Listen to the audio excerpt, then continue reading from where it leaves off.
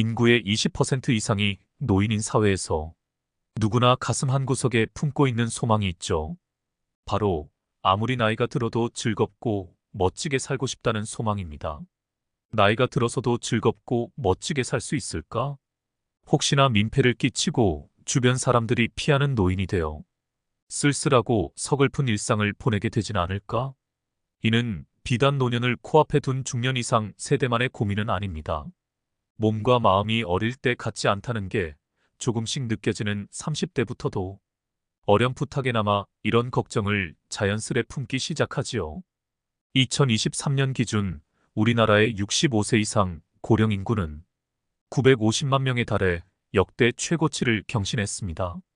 현 추세가 유지된다면 2025년에는 국민 5명 중 1명은 65세 이상인 초고령 사회 진입이 확실시되죠.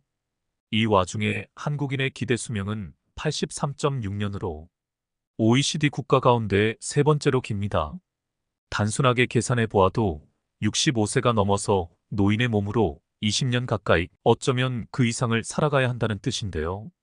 이런 현실에서 나이 들어 얼마만큼 삶의 질을 유지할 수 있느냐, 활력 넘치게 생활할 수 있느냐는 개인의 인생에서 사회의 맥락에서 심각하게 검토하고 철저하게 대비해야 하는 문제입니다. 나이 들면서 주위 시선을 의식하지 않고 기억이 불분명해지면서 감정적으로 변하는 사람들이 많습니다. 무심코 이런 현상을 드러내는 것을 두고 노인뇌라고 합니다. 반면 80대, 90대가 되어도 거침없이 새로운 일에 도전하며 젊고 활기차고 긍정적으로 살아가는 사람도 있다. 이런 사람은 슈퍼에이저라고 합니다. 늙어서 노인뇌로 힘들어하며 사는 사람과 슈퍼에이저가 되어 재미있게 사는 사람의 차이는 무엇일까요? 일본의 뇌과학자 니시 다케유키는 다년간 공부하고 연구한 결과 노인 뇌는 후천적이며 하루하루 다양한 습관의 축적으로 변화할 수 있다는 사실을 알았다라고 이야기했습니다. 그러면서 습관을 바꾸면 노인 뇌를 막을 수 있다라는 어록을 남겼는데요. 오늘 소개해드릴 책은 80에도 뇌가 늙지 않는 사람은 이렇게 합니다입니다. 바로 본문을 보겠습니다. 50대쯤 되면 주변을 더 이상 신경 쓰지 않는 사람들이 늘어납니다. 이는 아이가 있어서가 아니라 뇌의 능력이 떨어지면서 자연스럽게 나타나는 현상입니다. 이런 경향은 옷차림에도 영향을 미칩니다. 젊을 때에는 집 앞 편의점에 갈 때도 제대로 차려입었지만 50대, 60대가 되면 옷을 갈아입기가 귀찮아져서 집에서 입은 옷 그대로 가거나 심한 경우에는 잠옷 차림으로 나가기도 합니다. 이는 사람들의 시선을 신경 쓰지 않는 것을 의미합니다. 상대방의 기분을 파악하는 능력이 떨어지면 무례하게 분노 조절이 안 되는 폭주 노인이 되기도 합니다. 가족들에게 경솔하게 대하고 가게 점원에게 거친 말투를 쓰며 자기 뜻대로 되지 않으면 화를 내는 것입니다. 만약 48살이 넘었다면 상대방의 기분을 헤아리는데 신경을 쓰도록 유념해 주세요. 하지만 상대방의 기분을 파악하는 능력?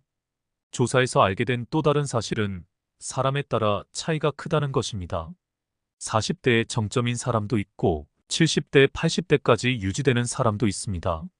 이 차이는 무엇일까요? 장기간 장점을 유지하는 사람은 노인이 되지 않기 위해 뇌의 노화를 늦추려고 노력하며 적극적으로 젊음을 되찾으려고 합니다. 아무것도 하지 않으면 뇌는 자연스레 늙어가지만 노화를 늦추는 방법을 찾아 노력한다면 효과를 볼 수 있습니다. 활기찬 자신을 만드는 것은 인생의 내실을 다지기 위한 중요한 행위입니다. 욕구가 있는 사람이 장수할 가능성이 큽니다. 나이가 들면 욕구가 줄어드는 사람이 많습니다. 요즘은 먹고 싶은 게 없어서 이성에게 별로 관심이 없다는 기분이 드는데 그렇다고 모든 욕구가 감퇴하는 것은 아닙니다. 사실 감퇴하기 쉬운 욕구와 감퇴하기 힘든 욕구가 있습니다. 결론적으로 식욕이나 성욕과 같은 생리적인 욕구는 모두 감퇴합니다. 의욕을 불러일으키는 도파민이라는 뇌 호르몬이 나이가 들면 하향선을 그리기 때문입니다. 도파민이 줄면 식욕과 성욕 모두 떨어집니다. 그러나 욕구가 있어야 장수할 가능성이 커집니다. 호주 모나시 대학교와 대만 국방의학원 연구에 따르면 식욕이 있는 고령자는 식욕이 적은 사람보다 사망 위험이 2배나 높다는 연구 결과도 있습니다. 오래 살기 위해서라도 분비를 늘려야 할 것입니다. 이 욕구의 원천인 도파민은 어떻게 하면 늘릴 수 있을까요? 사실 방법은 간단합니다. 구체적으로는 다음과 같은 방법들이 있습니다.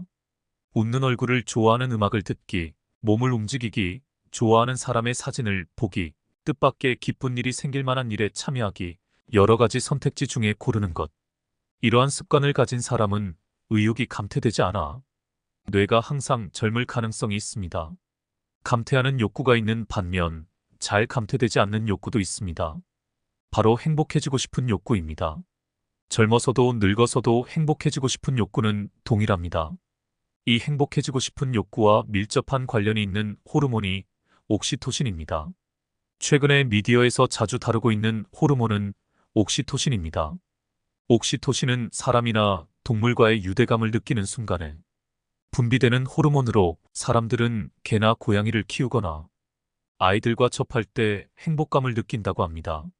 최근 2022년의 연구에 따르면 18세에서 99세까지의 대상자를 조사한 결과 옥시토신의 양은 나이가 들어도 오히려 증가한다는 사실이 밝혀졌습니다.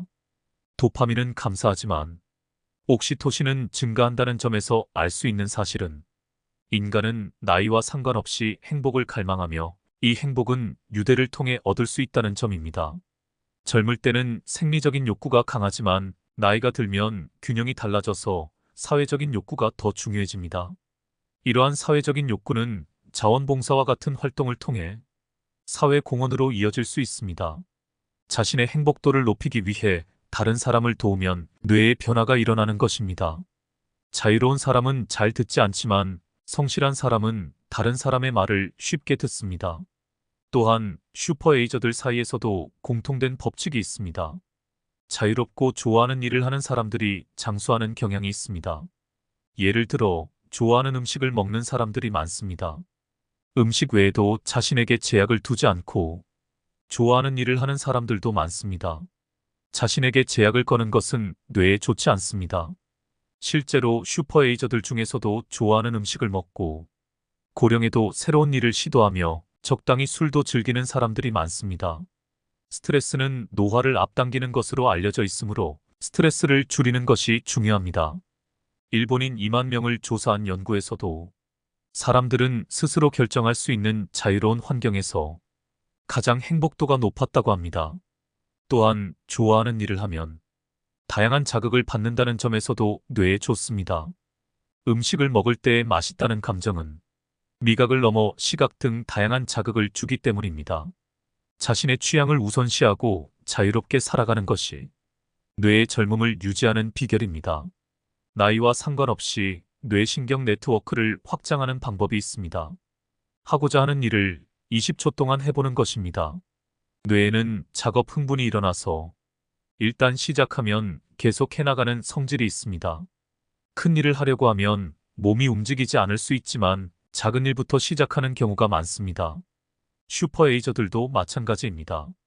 대단한 일처럼 보이지만 작은 일부터 시작하는 경향이 있습니다. 예를 들어 걷기부터 시작하고 재미를 느껴서 마라톤에 도전하거나 단순한 삶을 좋아해서 매일 사진을 올려 인스타그램 유명인이 되기도 합니다. 그리고 새로운 일에 도전하는 것은 뇌를 활성화시키는 것입니다. 새로운 일에 도전하는 것은 뇌 기능 유지에 효과가 있습니다. 새로운 일에 도전하면 뇌신경 네트워크가 증가하기 때문입니다. 인간의 뇌는 나이가 들면서 점점 세포가 줄어들고 신경 네트워크도 감소한다고 생각하기 쉬운데 반은 맞고 반은 틀립니다. 뇌세포의 감소는 맞지만 신경 네트워크는 노화로 인해 감소하지 않습니다. 오히려 경험과 함께 증가합니다. 신경 네트워크는 방대한 신경세포의 연결을 의미하며 이 네트워크가 기억, 학습, 운동, 생존에 필요한 다양한 뇌 활동을 지원합니다. 새로운 일을 시작하면 신경과 신경을 잇는 네트워크가 생겨납니다. 이 능력은 고령자에게도 나타납니다. 신경 네트워크의 수는 나이와 상관없이 늘릴 수 있습니다. 무리하면 뇌는 늙는다라는 말이 있습니다. 새로운 일에 도전하는 것은 중요하지만 주의할 점이 있습니다. 바로 무리하지 않는 것입니다. 젊을 때는 힘들어도 거뜬했지만 예순이 넘으면 몸이 버티지 못해. 조금만 무리해도 컨디션이 좋아지지 않습니다. 그러나 60세를 넘어 무리하지 않는 것은 뇌의 측면에서도 바람직한 행위입니다. 무리를 하면 스트레스를 느끼고 그 스트레스가 노화를 앞당깁니다.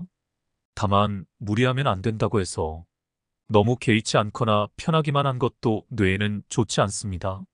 중용이라는 개념이 있습니다. 중용이란 균형 잡힌 에너지가 가장 높은 상태를 의미합니다. 이 균형이 무너지면 병에 걸리거나 정신적으로 피폐해지는 것입니다.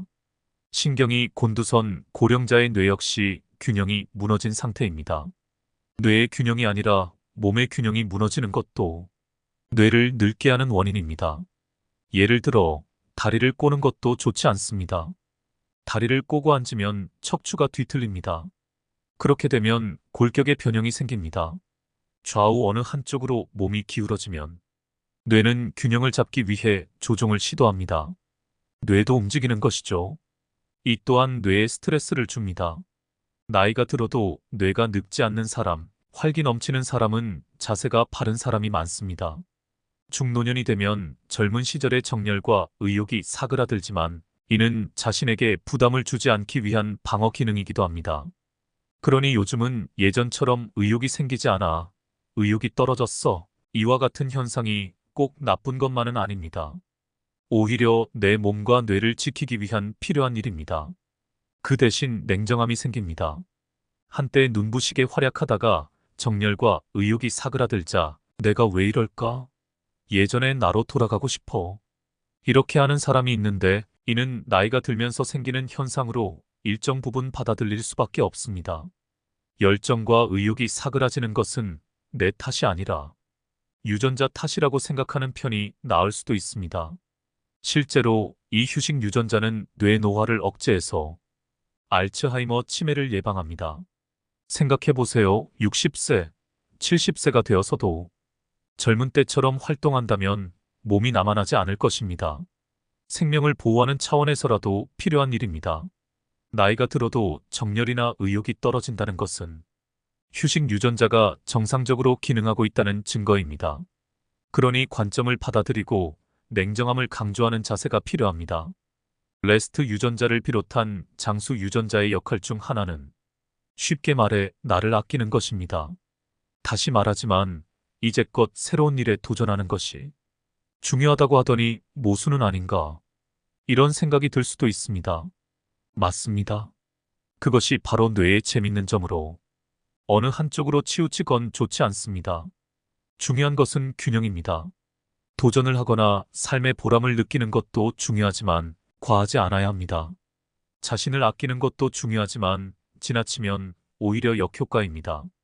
앞서 말한 중용을 잊지 맙시다. 춤은 최고의 뇌 활성화 운동입니다. 뇌인지 기능을 향상시키는 최고의 협음 운동이 있습니다. 바로 춤입니다. 춤은 협음을 구성하는 7가지 요소를 거의 다 사용하기 때문입니다. 미국의 한 연구에서 보드게임, 악기 연주, 춤을 즐기는 사람은 치매 발병률이 낮다는 사실이 밝혀졌습니다. 춤은 짝을 지어 출 때 더욱 효과를 발휘합니다. 상대의 반응을 보면서 춤을 춰야 하므로 임기응변적인 대응이 필요하기 때문입니다. 최고의 허군 운동이라 할 수 있죠. 또한 서로 연습할 때부터 의사소통이 중요하므로 뇌에 좋은 영향을 미칩니다. 둘이서 추는 것이 아닌 혼자 춤을 출 때도 효과를 기대할 수가 있습니다. 혼자 출 때는 그저 적당히 자기 마음대로 추기보다는 유튜브, 영상 등을 보며 영상 속 사람에 맞춰 춤을 춰보세요. 그럴 때 춤은 운동이 됩니다. 잘 씹으면 의욕이 생기는 것도 기억해 두세요. 음식을 먹을 때 30번은 씹고 삼키세요. 흔히 듣는 말이지만 실천하기가 쉽지 않은 일 중에 하나입니다. 하지만 잘 씹는 것에는 다양한 이점이 있습니다. 씹는 것만으로도 이토록 이점이 많다면 안 할 이유가 없습니다. 그만큼 잘 씹는 것에는 큰 효과가 있습니다.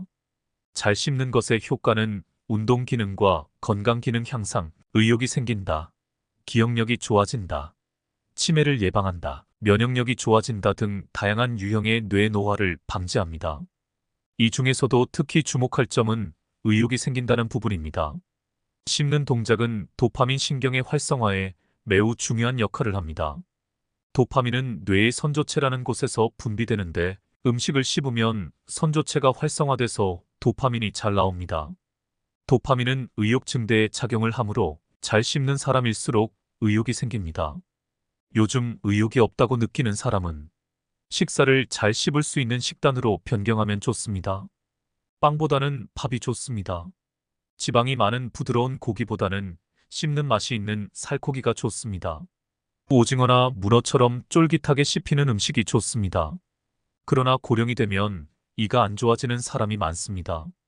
이가 안 좋으면 아무래도 꼭꼭 씹어야 하는 음식은 먹기 힘듭니다. 하지만 부드러운 음식을 잘 씹지 않고 먹어버리면 뇌의 노화가 진행됩니다. 또 치아 상태 때문에 씹는 것이 고통스러워지는 식사 자체가 즐겁지 않을 수가 있습니다. 씹는 것이 아프고 힘든 상태에서 나이 들어 위장 기능까지 떨어지면 식사는 그야말로 고통의 시간입니다. 그러면 고통을 회피하는 특성이 있는 뇌는 식사를 피하는 쪽으로 작동을 하게 됩니다. 뇌가 그렇게 되지 않도록 하기 위해서는 요령이 필요합니다.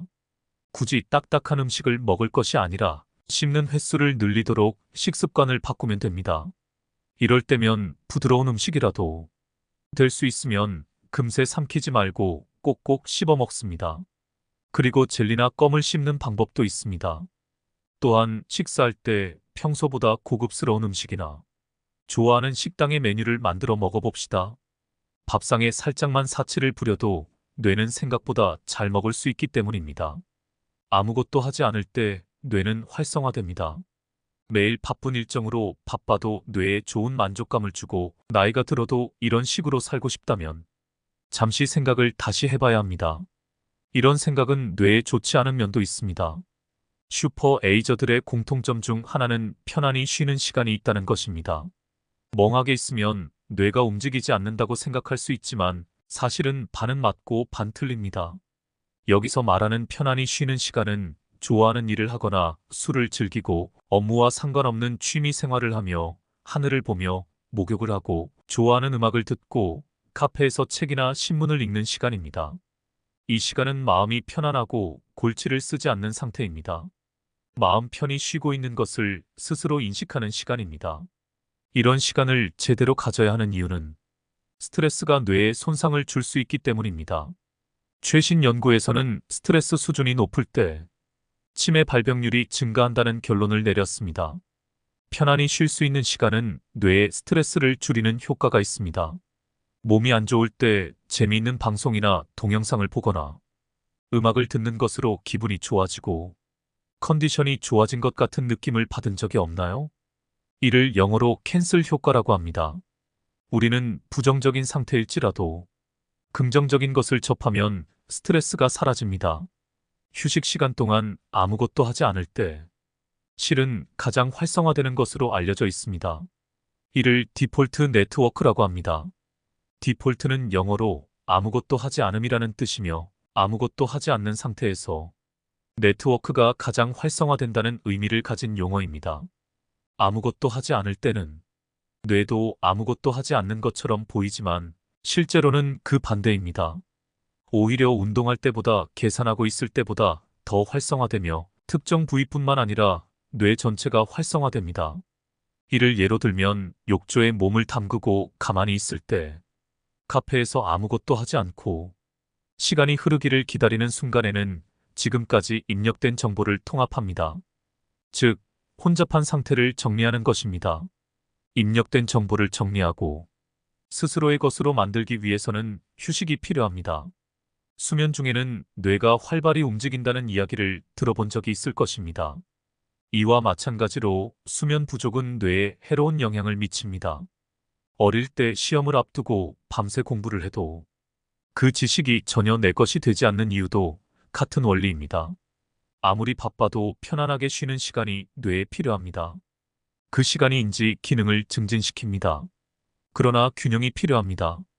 긴장을 풀고 계속해서 쉬기만 한다면 새로운 정보가 입력되지 않아 디폴트 모드 네트워크가 발생하지 않고 인지 기능도 향상되지 않습니다. 따라서 매일 할 일을 만들 때 중간에 휴식 시간도 만들어야 합니다. 그 균형이 중요합니다. 60대가 되면 개를 키우는 것이 좋은 이유입니다. 대화 상대가 없다는 것은 60세 이후에는 위험 요소입니다.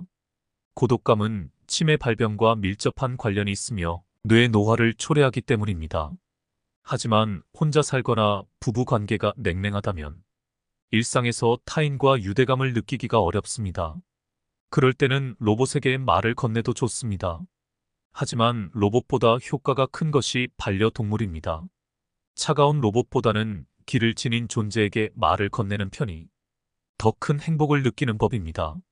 반려동물을 키우면 고독감을 감소할 뿐만 아니라 동물에게 말을 건네면 행복 호르몬인 옥시토신이 분비됩니다. 또한 동물과 함께 있으면 혈압이 떨어지고 인지 기능의 저하를 막아주므로 고독감뿐만 아니라 노인네 자체를 예방하는 효과를 기대할 수 있습니다. 그 중에서도 특히 우리에게 큰 축복을 주는 존재가 바로 반려견입니다. 최근 연구에 따르면 개를 키우면 치매 위험뿐만 아니라 돌봄 현장에서의 사고 및 사망 위험도 감소하는 것으로 나타났습니다. 주관적인 나이로 살아가기 요즘은 70대, 80대의 인플루언서가 되는 사람도 많습니다. 인플루언서란 사회에서 큰 영향력을 미치는 사람을 말합니다. 현재는 SNS 팔로워 수가 많은 사람을 가리킵니다. 재미있는 사진을 인스타그램에 올리는 니시모토 기미코 씨는 역시 인플루언서입니다. 그녀는 94세입니다. 니시모토 씨의 인스타그램을 보면 다양한 비결이 엿보입니다. 그녀의 인스타그램을 보면 큰 도움을 받습니다. 니시모토 씨는 72세 때 카메라를 배우기 시작했다고 합니다. 재미를 위한 행동에는 거침이 없어서 카메라를 배우기 시작한 계기는 젊은 친구들이 용기를 준 것이라고 합니다. 젊은 친구들이 있다는 것은 뇌에 좋은 일입니다. 니시모토 씨는 나이를 의식한 적이 없다고 합니다. 자신의 나이를 신경 쓰지 않는 것이죠. 주관적 나이라는 말이 있는데 예를 들면 85세라도 자신이 50세라면 주관적인 나이는 50세입니다. 그러면 재밌게도 50세처럼 행동하게 됩니다. 물론 진심으로 그렇게 믿어야 합니다. 어떠셨나요? 오늘의 건강 정보가 도움이 되셨다면 구독과 좋아요 눌러주세요. 그리고 소중한 분들에게 공유해주세요. 오늘 읽어드릴 책 링크는 아래 고정 댓글에 있으니 이 책에 대해 관심 있으신 분들은 아래 고정 댓글 참고해 주시기 바랍니다. 인구의 20% 이상이 노인인 사회에서 누구나 가슴 한구석에 품고 있는 소망이 있죠. 바로 아무리 나이가 들어도 즐겁고 멋지게 살고 싶다는 소망입니다. 나이가 들어서도 즐겁고 멋지게 살 수 있을까? 혹시나 민폐를 끼치고 주변 사람들이 피하는 노인이 되어 쓸쓸하고 서글픈 일상을 보내게 되진 않을까? 이는 비단 노년을 코앞에 둔 중년 이상 세대만의 고민은 아닙니다. 몸과 마음이 어릴 때 같지 않다는 게 조금씩 느껴지는 30대부터도 어렴풋하게나마 이런 걱정을 자연스레 품기 시작하지요. 2023년 기준 우리나라의 65세 이상 고령 인구는 950만 명에 달해 역대 최고치를 경신했습니다. 현 추세가 유지된다면 2025년에는 국민 5명 중 1명은 65세 이상인 초고령 사회 진입이 확실시되죠. 이 와중에 한국인의 기대 수명은 83.6년으로 OECD 국가 가운데 세 번째로 깁니다. 단순하게 계산해 보아도 65세가 넘어서 노인의 몸으로 20년 가까이 어쩌면 그 이상을 살아가야 한다는 뜻인데요. 이런 현실에서 나이 들어 얼마만큼 삶의 질을 유지할 수 있느냐, 활력 넘치게 생활할 수 있느냐는 개인의 인생에서 사회의 맥락에서 심각하게 검토하고 철저하게 대비해야 하는 문제입니다. 나이 들면서 주위 시선을 의식하지 않고 기억이 불분명해지면서 감정적으로 변하는 사람들이 많습니다. 무심코 이런 현상을 드러내는 것을 두고 노인뇌라고 합니다. 반면 80대, 90대가 되어도 거침없이 새로운 일에 도전하며 젊고 활기차고 긍정적으로 살아가는 사람도 있다. 이런 사람은 슈퍼 에이저라고 합니다. 늙어서 노인뇌로 힘들어하며 사는 사람과 슈퍼 에이저가 되어 재미있게 사는 사람의 차이는 무엇일까요? 일본의 뇌과학자 니시 다케유키는 단연간 공부하고 연구한 결과 노인 뇌는 후천적이며 하루하루 다양한 습관의 축적으로 변화할 수 있다는 사실을 알았다라고 이야기했습니다. 그러면서 습관을 바꾸면 노인 뇌를 막을 수 있다라는 어록을 남겼는데요. 오늘 소개해드릴 책은 80에도 뇌가 늙지 않는 사람은 이렇게 합니다입니다. 바로 본문을 보겠습니다. 50대쯤 되면 주변을 더 이상 신경 쓰지 않는 사람들이 늘어납니다. 이는 아이가 있어서가 아니라 뇌의 능력이 떨어지면서 자연스럽게 나타나는 현상입니다. 이런 경향은 옷차림에도 영향을 미칩니다. 젊을 때에는 집 앞 편의점에 갈 때도 제대로 차려입었지만 50대, 60대가 되면 옷을 갈아입기가 귀찮아져서 집에서 입은 옷 그대로 가거나 심한 경우에는 잠옷 차림으로 나가기도 합니다. 이는 사람들의 시선을 신경 쓰지 않는 것을 의미합니다. 상대방의 기분을 파악하는 능력이 떨어지면 무례하게 분노 조절이 안 되는 폭주 노인이 되기도 합니다. 가족들에게 경솔하게 대하고 가게 점원에게 거친 말투를 쓰며 자기 뜻대로 되지 않으면 화를 내는 것입니다. 만약 48살이 넘었다면 상대방의 기분을 헤아리는데 신경을 쓰도록 유념해 주세요. 하지만 상대방의 기분을 파악하는 능력? 조사에서 알게 된 또 다른 사실은 사람에 따라 차이가 크다는 것입니다. 40대의 정점인 사람도 있고 70대, 80대까지 유지되는 사람도 있습니다. 이 차이는 무엇일까요? 장기간 장점을 유지하는 사람은 노인이 되지 않기 위해 뇌의 노화를 늦추려고 노력하며 적극적으로 젊음을 되찾으려고 합니다. 아무것도 하지 않으면 뇌는 자연스레 늙어가지만 노화를 늦추는 방법을 찾아 노력한다면 효과를 볼 수 있습니다. 활기찬 자신을 만드는 것은 인생의 내실을 다지기 위한 중요한 행위입니다. 욕구가 있는 사람이 장수할 가능성이 큽니다. 나이가 들면 욕구가 줄어드는 사람이 많습니다. 요즘은 먹고 싶은 게 없어서 이성에게 별로 관심이 없다는 기분이 드는데 그렇다고 모든 욕구가 감퇴하는 것은 아닙니다. 사실 감퇴하기 쉬운 욕구와 감퇴하기 힘든 욕구가 있습니다. 결론적으로 식욕이나 성욕과 같은 생리적인 욕구는 모두 감퇴합니다. 의욕을 불러일으키는 도파민이라는 뇌 호르몬이 나이가 들면 하향선을 그리기 때문입니다. 도파민이 줄면 식욕과 성욕 모두 떨어집니다. 그러나 욕구가 있어야 장수할 가능성이 커집니다. 호주 모나시 대학교와 대만 국방의학원 연구에 따르면 식욕이 있는 고령자는 식욕이 적은 사람보다 사망 위험이 2배나 높다는 연구 결과도 있습니다. 오래 살기 위해서라도 분비를 늘려야 할 것입니다. 이 욕구의 원천인 도파민은 어떻게 하면 늘릴 수 있을까요? 사실 방법은 간단합니다. 구체적으로는 다음과 같은 방법들이 있습니다. 웃는 얼굴을 좋아하는 음악을 듣기, 몸을 움직이기, 좋아하는 사람의 사진을 보기, 뜻밖의 기쁜 일이 생길 만한 일에 참여하기, 여러 가지 선택지 중에 고르는 것. 이러한 습관을 가진 사람은 의욕이 감퇴되지 않아 뇌가 항상 젊을 가능성이 있습니다. 감퇴하는 욕구가 있는 반면 잘 감퇴되지 않는 욕구도 있습니다. 바로 행복해지고 싶은 욕구입니다. 젊어서도 늙어서도 행복해지고 싶은 욕구는 동일합니다. 이 행복해지고 싶은 욕구와 밀접한 관련이 있는 호르몬이 옥시토신입니다. 최근에 미디어에서 자주 다루고 있는 호르몬은 옥시토신입니다. 옥시토신은 사람이나 동물과의 유대감을 느끼는 순간에 분비되는 호르몬으로 사람들은 개나 고양이를 키우거나 아이들과 접할 때 행복감을 느낀다고 합니다.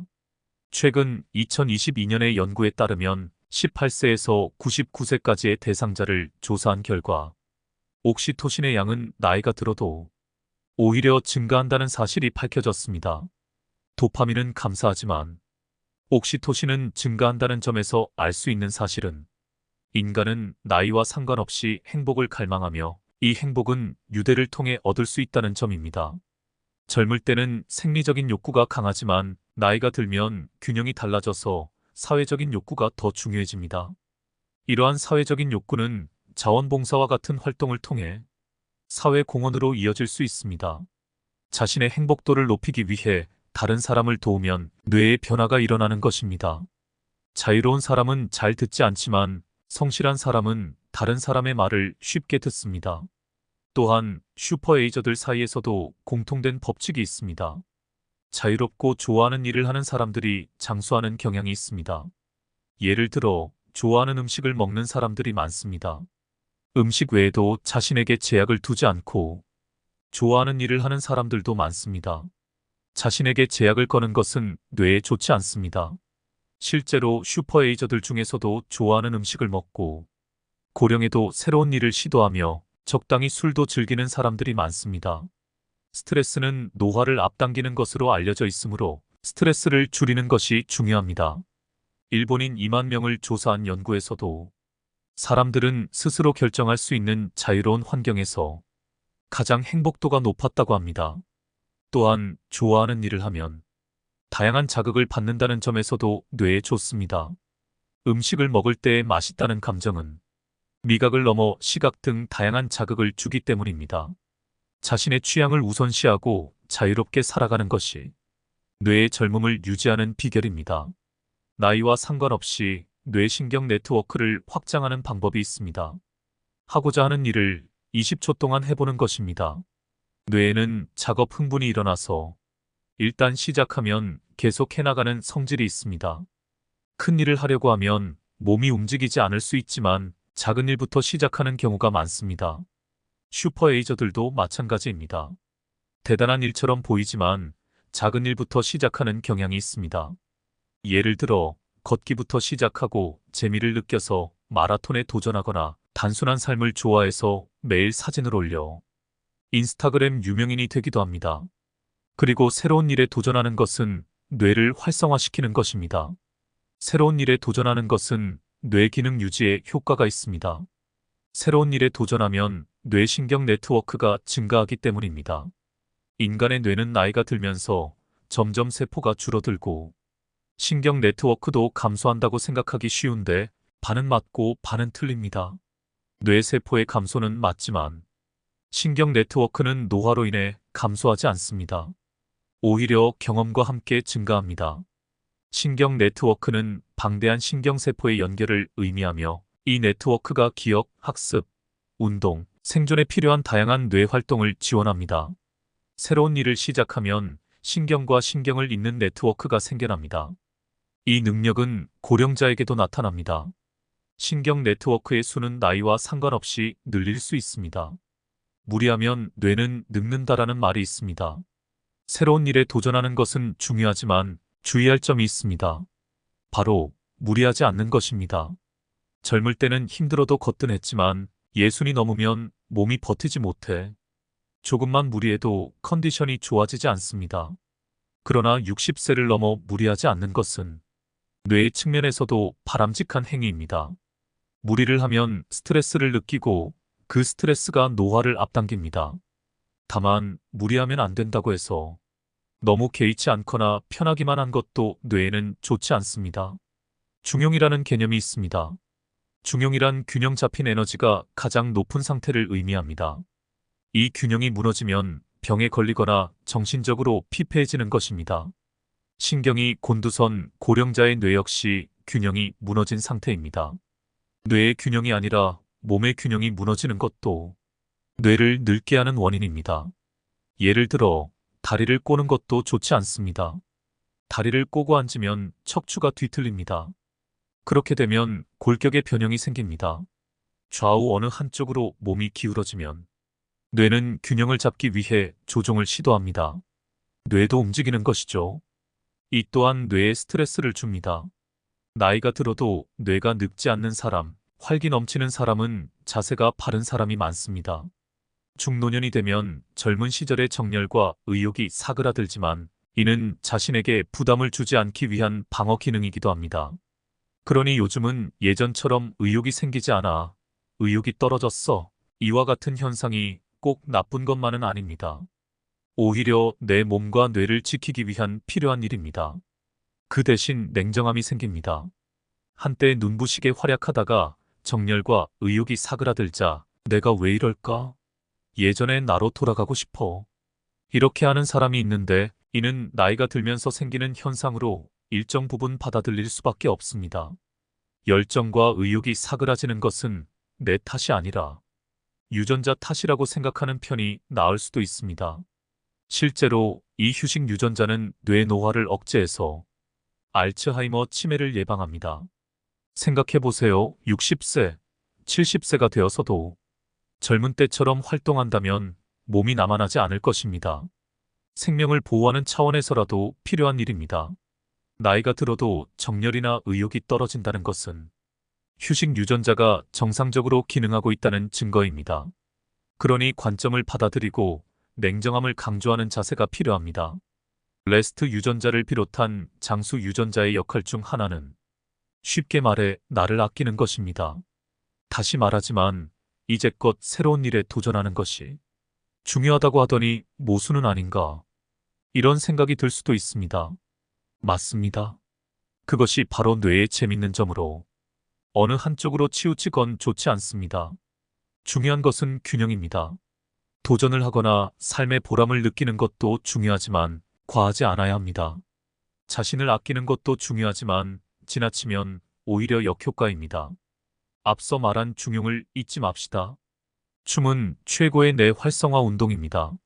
뇌인지 기능을 향상시키는 최고의 협음 운동이 있습니다. 바로 춤입니다.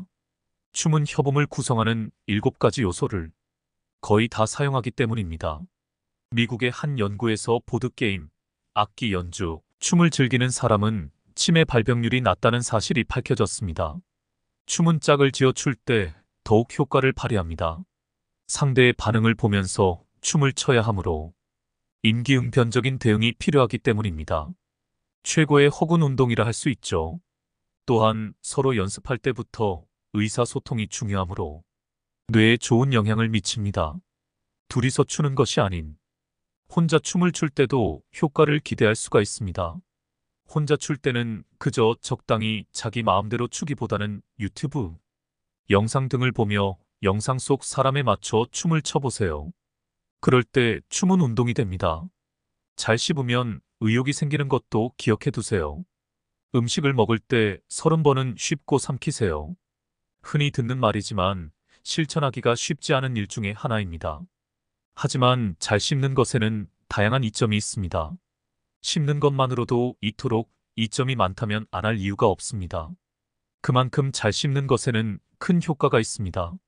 잘 씹는 것의 효과는 운동 기능과 건강 기능 향상, 의욕이 생긴다, 기억력이 좋아진다, 치매를 예방한다, 면역력이 좋아진다 등 다양한 유형의 뇌 노화를 방지합니다. 이 중에서도 특히 주목할 점은 의욕이 생긴다는 부분입니다. 씹는 동작은 도파민 신경의 활성화에 매우 중요한 역할을 합니다. 도파민은 뇌의 선조체라는 곳에서 분비되는데 음식을 씹으면 선조체가 활성화돼서 도파민이 잘 나옵니다. 도파민은 의욕 증대에 작용을 하므로 잘 씹는 사람일수록 의욕이 생깁니다. 요즘 의욕이 없다고 느끼는 사람은 식사를 잘 씹을 수 있는 식단으로 변경하면 좋습니다. 빵보다는 밥이 좋습니다. 지방이 많은 부드러운 고기보다는 씹는 맛이 있는 살코기가 좋습니다. 오징어나 문어처럼 쫄깃하게 씹히는 음식이 좋습니다. 그러나 고령이 되면 이가 안 좋아지는 사람이 많습니다. 이가 안 좋으면 아무래도 꼭꼭 씹어야 하는 음식은 먹기 힘듭니다. 하지만 부드러운 음식을 잘 씹지 않고 먹어버리면 뇌의 노화가 진행됩니다. 또 치아 상태 때문에 씹는 것이 고통스러워지는 식사 자체가 즐겁지 않을 수가 있습니다. 씹는 것이 아프고 힘든 상태에서 나이 들어 위장 기능까지 떨어지면 식사는 그야말로 고통의 시간입니다. 그러면 고통을 회피하는 특성이 있는 뇌는 식사를 피하는 쪽으로 작동을 하게 됩니다. 뇌가 그렇게 되지 않도록 하기 위해서는 요령이 필요합니다. 굳이 딱딱한 음식을 먹을 것이 아니라 씹는 횟수를 늘리도록 식습관을 바꾸면 됩니다. 이럴 때면 부드러운 음식이라도 될 수 있으면 금세 삼키지 말고 꼭꼭 씹어 먹습니다. 그리고 젤리나 껌을 씹는 방법도 있습니다. 또한 식사할 때 평소보다 고급스러운 음식이나 좋아하는 식당의 메뉴를 만들어 먹어봅시다. 밥상에 살짝만 사치를 부려도 뇌는 생각보다 잘 먹을 수 있기 때문입니다. 아무것도 하지 않을 때 뇌는 활성화됩니다. 매일 바쁜 일정으로 바빠도 뇌에 좋은 만족감을 주고 나이가 들어도 이런 식으로 살고 싶다면 잠시 생각을 다시 해봐야 합니다. 이런 생각은 뇌에 좋지 않은 면도 있습니다. 슈퍼 에이저들의 공통점 중 하나는 편안히 쉬는 시간이 있다는 것입니다. 멍하게 있으면 뇌가 움직이지 않는다고 생각할 수 있지만 사실은 반은 맞고 반 틀립니다. 여기서 말하는 편안히 쉬는 시간은 좋아하는 일을 하거나 술을 즐기고 업무와 상관없는 취미 생활을 하며 하늘을 보며 목욕을 하고 좋아하는 음악을 듣고 카페에서 책이나 신문을 읽는 시간입니다. 이 시간은 마음이 편안하고 골치를 쓰지 않는 상태입니다. 마음 편히 쉬고 있는 것을 스스로 인식하는 시간입니다. 이런 시간을 제대로 가져야 하는 이유는 스트레스가 뇌에 손상을 줄 수 있기 때문입니다. 최신 연구에서는 스트레스 수준이 높을 때 치매 발병률이 증가한다는 결론을 내렸습니다. 편안히 쉴 수 있는 시간은 뇌의 스트레스를 줄이는 효과가 있습니다. 몸이 안 좋을 때 재미있는 방송이나 동영상을 보거나 음악을 듣는 것으로 기분이 좋아지고 컨디션이 좋아진 것 같은 느낌을 받은 적이 없나요? 이를 영어로 캔슬 효과라고 합니다. 우리는 부정적인 상태일지라도 긍정적인 것을 접하면 스트레스가 사라집니다. 휴식 시간 동안 아무것도 하지 않을 때 실은 가장 활성화되는 것으로 알려져 있습니다. 이를 디폴트 네트워크라고 합니다. 디폴트는 영어로 아무것도 하지 않음이라는 뜻이며 아무것도 하지 않는 상태에서 네트워크가 가장 활성화된다는 의미를 가진 용어입니다. 아무것도 하지 않을 때는 뇌도 아무것도 하지 않는 것처럼 보이지만 실제로는 그 반대입니다. 오히려 운동할 때보다 계산하고 있을 때보다 더 활성화되며 특정 부위뿐만 아니라 뇌 전체가 활성화됩니다. 이를 예로 들면 욕조에 몸을 담그고 가만히 있을 때 카페에서 아무것도 하지 않고 시간이 흐르기를 기다리는 순간에는 지금까지 입력된 정보를 통합합니다. 즉, 혼잡한 상태를 정리하는 것입니다. 입력된 정보를 정리하고 스스로의 것으로 만들기 위해서는 휴식이 필요합니다. 수면 중에는 뇌가 활발히 움직인다는 이야기를 들어본 적이 있을 것입니다. 이와 마찬가지로 수면 부족은 뇌에 해로운 영향을 미칩니다. 어릴 때 시험을 앞두고 밤새 공부를 해도 그 지식이 전혀 내 것이 되지 않는 이유도 같은 원리입니다. 아무리 바빠도 편안하게 쉬는 시간이 뇌에 필요합니다. 그 시간이 인지 기능을 증진시킵니다. 그러나 균형이 필요합니다. 긴장을 풀고 계속해서 쉬기만 한다면 새로운 정보가 입력되지 않아 디폴트 모드 네트워크가 발생하지 않고 인지 기능도 향상되지 않습니다. 따라서 매일 할 일을 만들 때 중간에 휴식 시간도 만들어야 합니다. 그 균형이 중요합니다. 60대가 되면 개를 키우는 것이 좋은 이유입니다. 대화 상대가 없다는 것은 60세 이후에는 위험 요소입니다. 고독감은 치매 발병과 밀접한 관련이 있으며 뇌 노화를 초래하기 때문입니다. 하지만 혼자 살거나 부부 관계가 냉랭하다면 일상에서 타인과 유대감을 느끼기가 어렵습니다. 그럴 때는 로봇에게 말을 건네도 좋습니다. 하지만 로봇보다 효과가 큰 것이 반려동물입니다.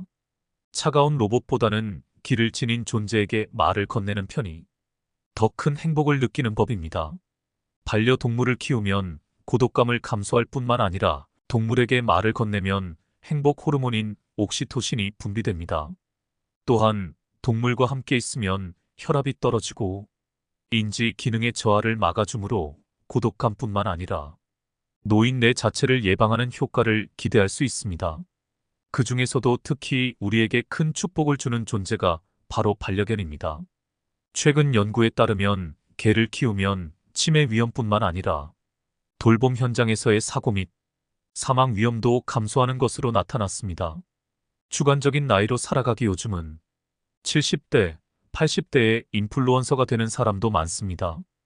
인플루언서란 사회에서 큰 영향력을 미치는 사람을 말합니다. 현재는 SNS 팔로워 수가 많은 사람을 가리킵니다. 재미있는 사진을 인스타그램에 올리는 니시모토 기미코 씨는 역시 인플루언서입니다. 그녀는 94세입니다. 니시모토 씨의 인스타그램을 보면 다양한 비결이 엿보입니다. 그녀의 인스타그램을 보면 큰 도움을 받습니다. 니시모토 씨는 72세 때 카메라를 배우기 시작했다고 합니다. 재미를 위한 행동에는 거침이 없어서 카메라를 배우기 시작한 계기는 젊은 친구들이 용기를 준 것이라고 합니다. 젊은 친구들이 있다는 것은 뇌에 좋은 일입니다. 니시모토 씨는 나이를 의식한 적이 없다고 합니다. 자신의 나이를 신경 쓰지 않는 것이죠. 주관적 나이라는 말이 있는데 예를 들면 85세라도 자신이 50세라면 주관적인 나이는 50세입니다. 그러면 재밌게도 50세처럼 행동하게 됩니다. 물론 진심으로 그렇게 믿어야 합니다. 어떠셨나요? 오늘의 건강 정보가 도움이 되셨다면 구독과 좋아요 눌러주세요. 그리고 소중한 분들에게 공유해주세요. 오늘 읽어드릴 책 링크는 아래 고정 댓글에 있으니 이 책에 대해 관심 있으신 분들은 아래 고정 댓글 참고해 주시기 바랍니다.